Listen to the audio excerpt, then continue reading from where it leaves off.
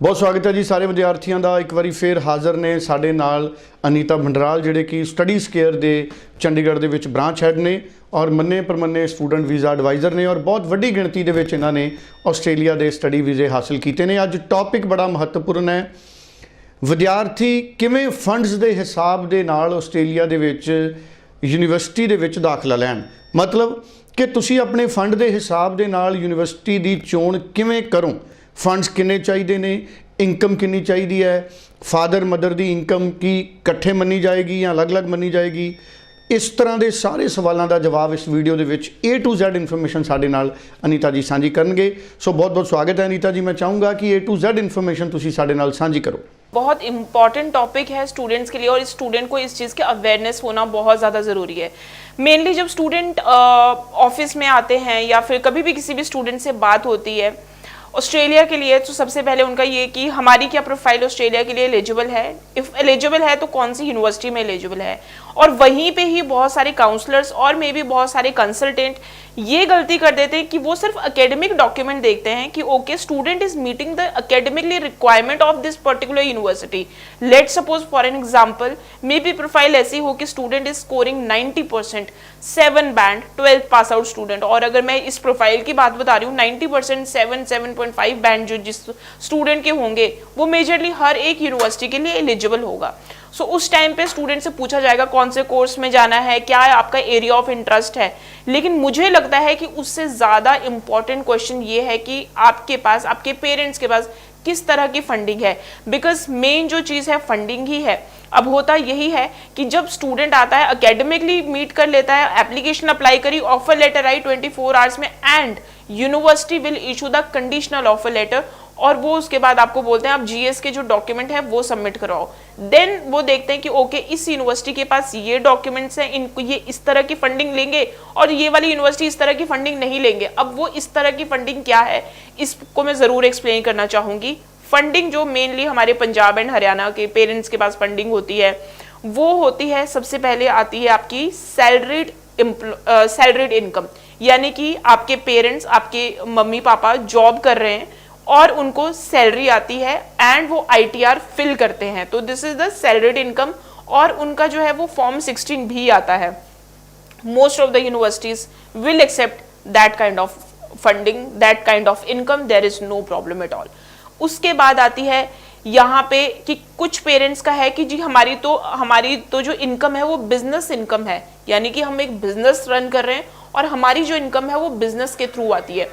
अब business income में बहुत सारे लोगों के बहुत सारे क्वेश्चंस हैं, बिकॉज अगर मैं बात करूं ट्राई सिटी की बात करूं या बड़े बड़े शहरों की बात करूं तो वहां पे तो क्या है कि प्रॉपर आपकी रजिस्ट्रेशन हुई होती है मेजरली।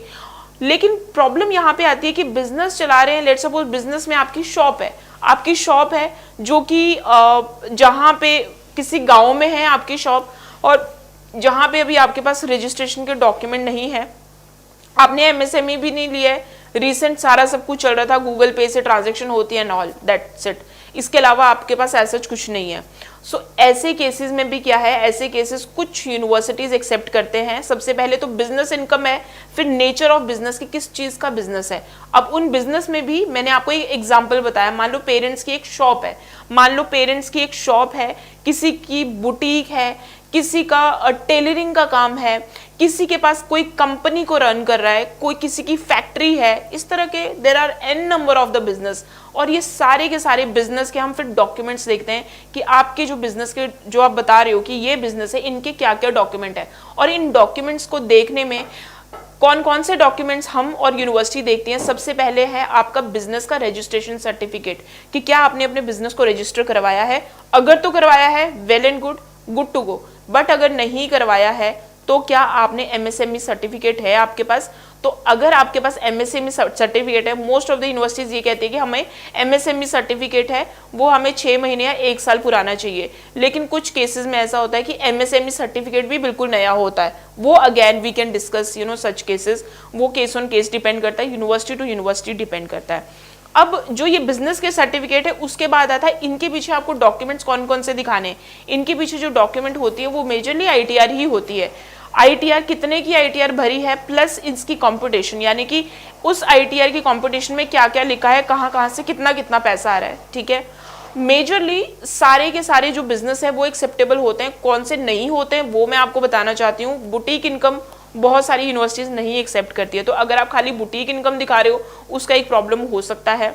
अगर आप दिखा रहे हो कि डेयरी फार्मिंग है, बहुत सारी यूनिवर्सिटीज डेयरी फार्मिंग नहीं एक्सेप्ट करती हैं, लेकिन there are few university who are accepting the same, कम ही होंगी वो। उसके बाद या फिर अगर आपके बिजनेस हैं लेकिन आपके बिजनेस की ट्रांजैक्शन नहीं है अकाउंट में, आपका पूरा जो लेन देन है पैसों का वो कैश में चलता है, उस टाइम पे आप जस्टिफाई नहीं कर पाओगे कि पैसा कितना आता है, कितनी प्रॉफिट होती है, आप जस्टिफाई नहीं करोगे। तो अगर आप ऐसा कर रहे हो कि पैसा बिल्कुल लेन देन जो है आपका वो कैश में चल रहा है, तो उसको रोक के आप अकाउंट में लेना शुरू करें, so that you can show, you can fill your ITR and you can explain to the university कि हमारा इस तरह का बिजनेस है। तो ये तो है बिजनेस के जो स्टूडेंट्स हैं, जिन पेरेंट्स के पास बिजनेस है, उनकी बात हुई। उसके बाद आती है third, which is very very important, that is the agriculture income. हमारा जो इंडिया है उस 75% जो लोग हैं वो एग्रीकल्चरिस्ट हैं, उनकी मेन जो सोर्स होता है वो एग्रीकल्चर होता है। और अगर मैं पंजाब एंड हरियाणा की बात करूं तो आई वुड से 80% स्टूडेंट्स जो होंगे वो एग्रीकल्चर बिजनेस के साथ ही एक्सेप्टेबल होंगे। अब इस चीज को हम बहुत अच्छे से समझे।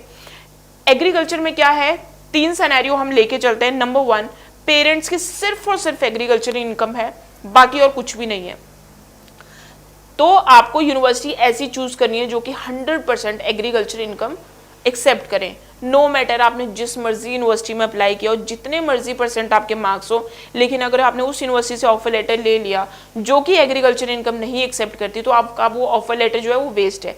तो इसलिए अप्लाई करने से पहले ही बताएं अपनी इनकम की कि मेरी फैमिली का ये सोर्स ऑफ इनकम है, क्या ये एक्सेप्टेबल है या नहीं है। तो एग्रीकल्चर इनकम जो होती है वो बहुत सारी यूनिवर्सिटी फुल्ली एक्सेप्ट कर लेती है, there is no problem at all. आपको दिखाना क्या होगा एग्रीकल्चर इनकम की सपोर्टिंग में, आपको जे फॉर्म दिखाने होंगे, तहसीलदार सर्टिफिकेट दिखाना होगा जो कि वेरीफाइबल होना चाहिए। दूसरा, अब दूसरे स्टूडेंट्स ऐसे भी आते हैं कि हमारे पेरेंट्स की जॉब भी है, मतलब पापा जॉब भी करते हैं लेकिन साथ में हमारा एग्रीकल्चर का भी काम है, ठीक है। तो अगर जॉब से 7 से 8 लाख इनकम है, बाकी की एग्रीकल्चर है, तो देर आर फ्यू यूनिवर्सिटीज ऐसी हैं जो कि बोलते हैं 30 to 40% हम एग्रीकल्चर इनकम एक्सेप्ट करेंगे, लेकिन बाकी जो है वो आपके पास सैलरीड होना चाहिए। अब तीसरा सिनेरियो ये आता है, हमारे पास एग्रीकल्चर इनकम है और डेयरी फार्मिंग है, तो क्या ये एक्सेप्टेबल है या नहीं है। जैसे कि मैंने आपको बताया कि कुछ यूनिवर्सिटी की बिल्कुल क्लियरली नो होती है एग्रीकल्चर इनकम और डेयरी फार्मिंग की इनकम की, लेकिन वहां पे भी आप पूछ सकते हैं, because we have as an study square we have some universities जो कि ये दोनों टाइप की ही इनकम एक्सेप्ट कर लेते हैं। एंड उसके बाद कुछ स्टूडेंट्स इस तरह से भी आते हैं कि वो कहते हैं कि पापा की तो जॉब है लेकिन मम्मी का बुटीक है। सो ऐसे केसेस में आप क्या करते हो, क्योंकि बुटीक इनकम को मोस्ट ऑफ द यूनिवर्सिटीज़ मना करते हैं, वो नहीं एक्सेप्ट करते हैं, लेकिन ऐसे केसेस में आप ये कर सकते हैं कि आप स्पॉन्सरशिप हमेशा ऐड कर सकते हैं। जो स्पॉन्सर्स होंगे वो कौन कौन होंगे वो यूनिवर्सिटी पे डिपेंड करता है, मेजरली 3 स्पॉन्सर्स को ऐड किया जाता है। सो इस तरह से रहेगा। बाकी फिर भी अगर आपकी फर्दर कोई भी क्वेरी है related to income, related to funding, आप हमेशा कॉल कर सकते हैं on above given number and बिल्कुल स्क्रीन के लेफ्ट हैंड साइड पे मेरा व्हाट्सएप नंबर है, you can drop your query and discuss your case accordingly. बहुत बहुत धन्यवाद। बहुत महत्वपूर्ण जानकारी अनीता भंडराल हुਣਾਂ ਨੇ ਸਾਡੇ ਨਾਲ ਇਸ ਸ਼ੋਅ ਦੇ ਵਿੱਚ ਸਾਂਝੀ ਕੀਤੀ ਹੈ। ਸਕਰੀਨ ਤੇ ਨੰਬਰ ਹੈ, ਸੋ ਤੁਸੀਂ ਤੁਰੰਤ ਉਹਨਾਂ ਨੂੰ ਕਾਲ ਕਰੋ। ਵੀਡੀਓ ਦੇ ਨੀਚਲੇ ਹਿੱਸੇ ਦੇ ਵਿੱਚ WhatsApp ਨੰਬਰ ਹੈ, ਤੁਸੀਂ ਆਪਣਾ ਪ੍ਰੋਫਾਈਲ ਉਹਨਾਂ ਨੂੰ WhatsApp ਕਰਕੇ ਵੀ ਉਹਨਾਂ ਕੋਲੋਂ ਆਪਣਾ ਮਨਪਸੰਦ ਉੱਤਰ ਲੈ ਸਕਦੇ ਹੋ। ਬਹੁਤ ਧੰਨਵਾਦ। Thank you so much.